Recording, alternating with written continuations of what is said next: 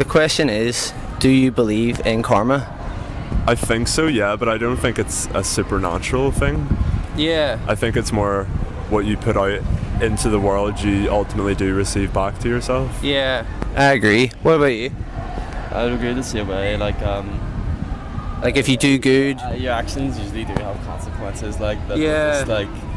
So that's interesting. Say, for example, then, if you were to cause harm to someone who was totally innocent, and had done nothing wrong to deserve that, would you say then that would be like bad karma? You'd be inviting like bad karma on yourself?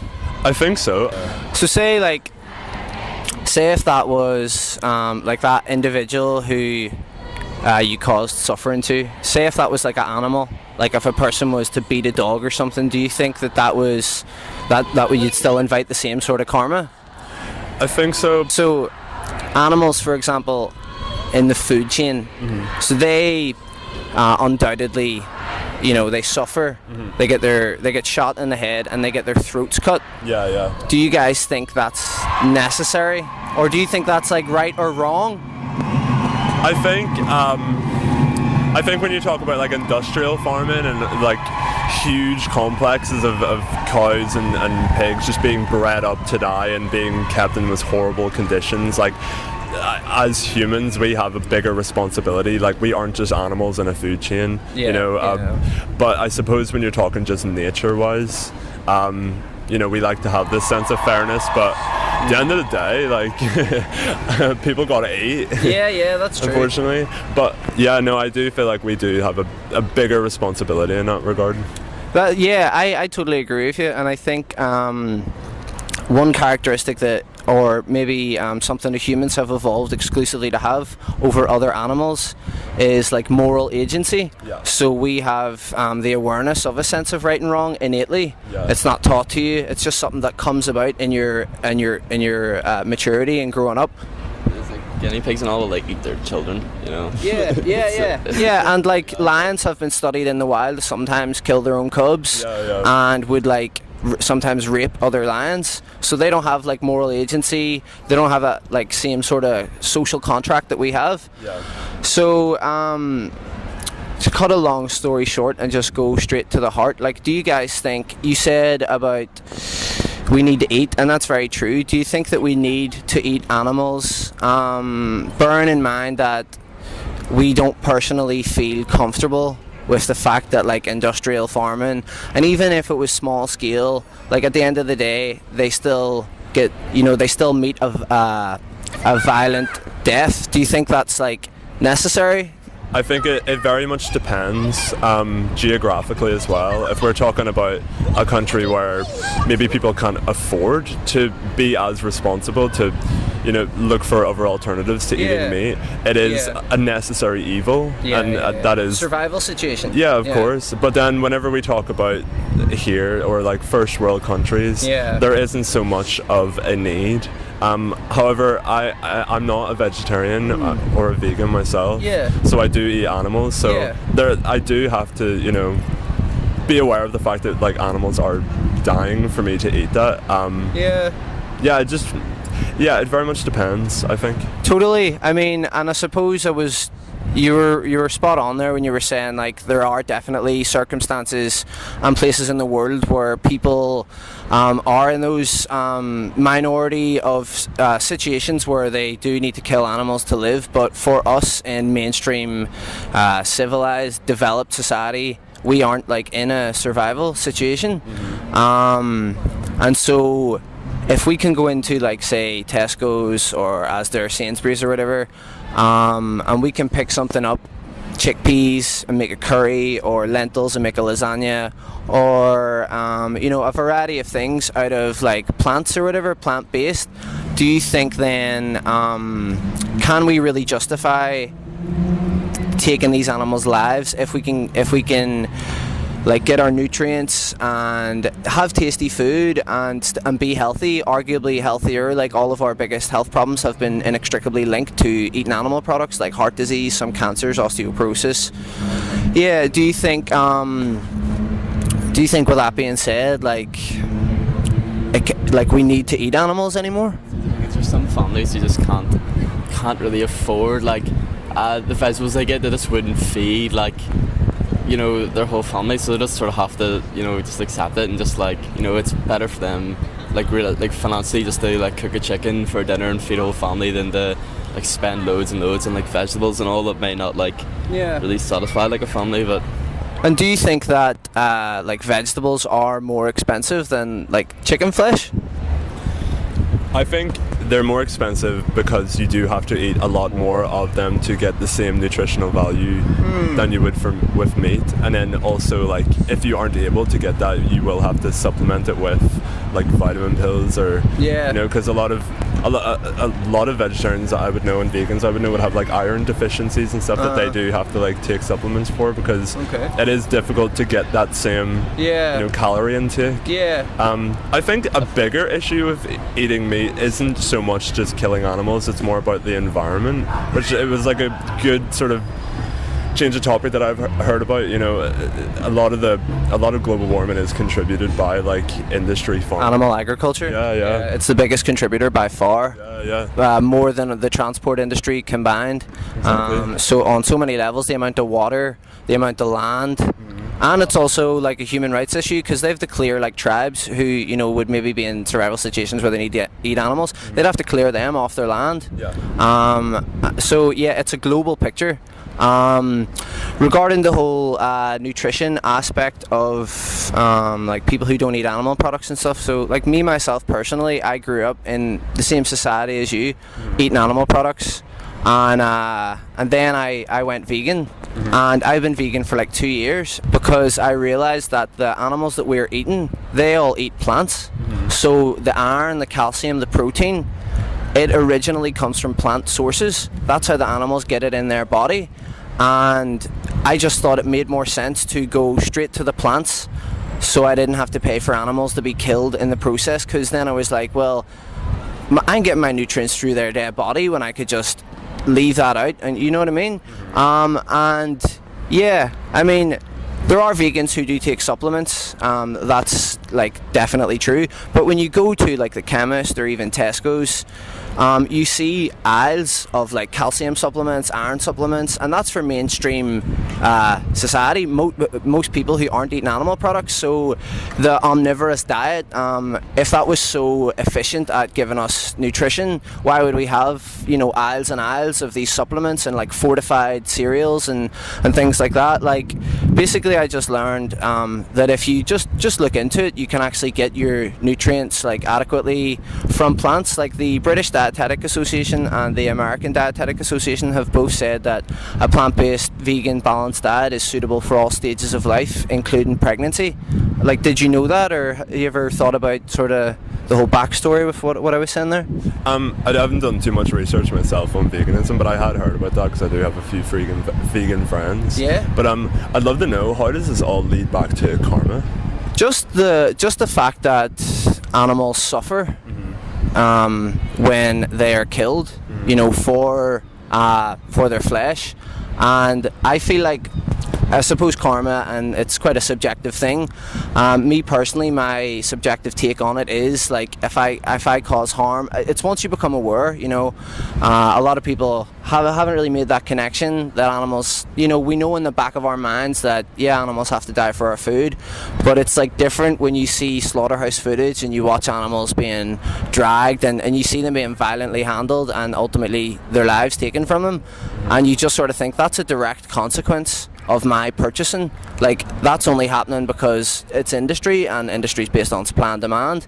If we stop going into supermarkets and buying the animal products, the demand will go down, they'll breed less animals into existence, and gradually what is sort of happening, you've got vegan friends, so there's a shift in society where people are slowly more and more moving away from animal products, and I just thought I felt bad in my heart once I seen what happened to animals. I think there's a difference in knowing in the back of your mind like animals are dying for my food, and seeing it and like having a feeling about that and being like making that connection that it's only happening because I'm buying it.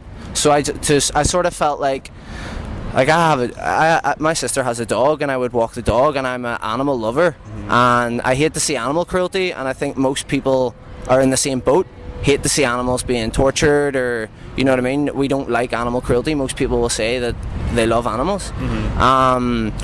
So I just thought, I thought it was bad karma on my part to pay for animals to suffer if I could be healthy and like get my nutrition needs met, still eat tasty food, and yeah. So I just sort of thought, go out and see what people think about that. Basically, the sort of intention is to just have friendly chats like this and see where people are at with it, and like let them know that you can live a healthy life as a vegan. We're not eating plates of salad all day. I'm still eating burgers, pizza, mac and cheese, like, you know what I mean, an abundance of stuff. Like I'm cooking a lot more than I used to when I had animal products, and it's led me to learn like little hacks in the kitchen, how to recreate like a cheesy taste, stuff like that. So like vegan recipes are like really innovative in a way. They're actually kind of cool. Like it's awesome. See, like chia seeds, you could put chia seeds in water and that replicates like, you know, like an egg yolk for binding. Banana can do the same thing. There's so many little hacks, and you can get like vegan cheese. There's vegan milks, there's vegan meats in Tesco's, there's vegan like mayo. So the fact that like big industries like Tesco's, you know, giant corporations are offering vegan options, and there's like even a restaurant up the Lisburn Road, Eat Street, you get like a vegan bacon cheeseburger. I've got it, it's awesome. They do like toe fish and chips, which is like tofu and chips, but it replicates the taste and the texture. So yeah, I just think most people would be of the state of mind, well, if I can live without harming animals, like what's my justification for it? Like what do you guys think about that? Like what would be your justification then for? What if it was some part of someone's culture? Yeah, like, deeply ingrained, they like eat, say, like sushi. Yeah, totally. I mean, it is part of our culture. We've ate animal products for the longest of times. You know, culture. I mean, when I think about culture, then it's like, does culture dictate right and wrong? No, I mean, like, you can never justify anything with tradition. Yeah, because it used to be culture and tradition for humans to be used as slaves. There's like a pro-choice event happening outside right now. It used to be culture that women were thought of as less than men. You know what I mean? Racism was culturally accepted. Would you say eating sushi is the same as owning a slave? Eating sushi is the same as owning a slave? Yeah, as you just said there, because, you know, tradition justified slavery in the past, I assume. Oh no, not justified it. I just mean culture allowed that to happen. So my sort of thing on it was that it was the total opposite of justification. Like, just because something is culturally accepted doesn't justify it. Like, even now there's still a lot of things in the world, like female genital mutilation. That's cultural, but to me that doesn't justify that happening. Morality, in my opinion, trumps culture, because we have that moral agency. And I think there will always be things in culture that people feel is immoral. Yeah, of course. Like homelessness, corruption in government, stuff like that. But I think the only way things ever change is certainly not when we leave it to like political parties. You know, I think it's with individuals making individual changes, because ultimately individuals make up the collective. The billions of people in the world are made up of individuals. So if we like, all I'm trying to do is like inspire you and make you think about it, and make you think like you actually don't need to, you know what I mean, eat animal products. Like, do you know there's like less than 7.5 billion people on the planet. Any idea how many animals, just land animals alone in 1 year, die to feed that amount of people? Loads. Like, yeah, a lot. Guess. Have a guess. Yeah. Like 100. I don't know how many chickpeas die in that process as well. You know. Yeah. What do you mean by that? I'm only joking. Oh, okay. Because so. Like, the number is 74 billion land animals a year, and with marine life it's trillions. It's actually it's insane. So it really is a global thing, because it's something like a person dies every 1 to 2 seconds in the world, and there's still like 800 million people in like starvation in the world, but every second it's like 8,000 animals die every single second. So I just think like we claim to be living in a civilized world. Look at the state of the NHS. There's so many angles to it. The amount of like cancer wards and heart disease wards. If people could eat plant-based, like just eat a vegan diet, it could, you know what I mean? I've seen there's people that have reversed their heart disease and type 2 diabetes on like a balanced vegan diet. So yeah, I mean, like, you guys seem to be intrigued at the very least. I mean, if I gave you like a card, would you maybe, like with a documentary or like a speech or something, do you think you would like watch it? That's all I did, honestly. I watched it and I was like, this is a lot to think about. It's totally challenged all the beliefs I've ever had, you know, and I just couldn't disagree with the logic that was put forth to me. And I was like, I have to a reality check here. Like, I want to look into this. And I just thought, I can't justify it personally. I'm an animal lover. They're getting their throats slit. At the end of the day, animals are totally innocent. They've done nothing wrong to us. They're totally vulnerable. They can't defend themselves. If they had a voice, they would be asking us to stop slitting their throats if we don't need to. And you know, there's like athletes that are vegan. There's loads of people that break that stereotype that vegans are like protein deficient, that have like, I know what you mean, like iron deficiencies and stuff like that. Yeah, all good, that's our card. So what I watched was the best speech you will ever hear on YouTube. It's a guy, I mean, that one you were saying about the environment, Cowspiracy, have you seen that? No. That's like a B-movie horror. Yeah, no, it's actually it's awesome. It's like a environmental viewpoint of animal agriculture and how there's so much waste produced. It's such an inefficient use of resources. So much of the world's land is used simply to grow crops, to reap those crops, to make space for land animals that are only being brought into existence to die, when we could, and like if you look into it, you'll see that like you can yield a lot more plant protein on a lot smaller amount of land with a lot less water. So there's no saturated fat or cholesterol in like a balanced vegan diet, which are the two biggest contributors to heart disease, which is the #1 killer in the world. It's like, I don't want to quote figures, I'm not sure off the top, but it's insane. So I just want people to know that if we can live healthy and have tasty food, we don't agree that animals getting their throats slit is necessary. Like, aren't we morally obligated to take a stand in our lives and make a difference? You know what I mean? I know a lot of people say that like one person doesn't make a difference, but we really do. We make such a difference. Like, do you guys agree that I feel like we're brought up to we're not really encouraged to like explore like our personal power in our lives. We're sort of, you go to school, do this, do that. You're made to feel small. You're not really you totally are, and you're not ever really encouraged to say you can go out into the world and make a difference. Like, not that I'm big into politics or agree with government, but like presidents of the world, that's one person. Gandhi was one person. Martin Luther King was one person. So one person can really make a difference. Like, and I hope that I am right now, and that's all I'm trying to do. So yeah, check it out. If it resonates, it resonates. If it doesn't, it doesn't. Obviously not everyone is open to everything, so all I can do is just try and plant seeds, hoping they'll grow into something. But I'd recommend that speech, the Cowspiracy one, if you're interested. You seem like environmentally conscious. Cowspiracy, I think it still is on Netflix. If it's not, check it out. You can get it online somewhere.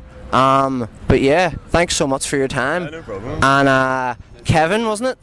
And Jordan, Thomas, lads, have a really great day, and thank you so much for your time. Cheers. Thank you.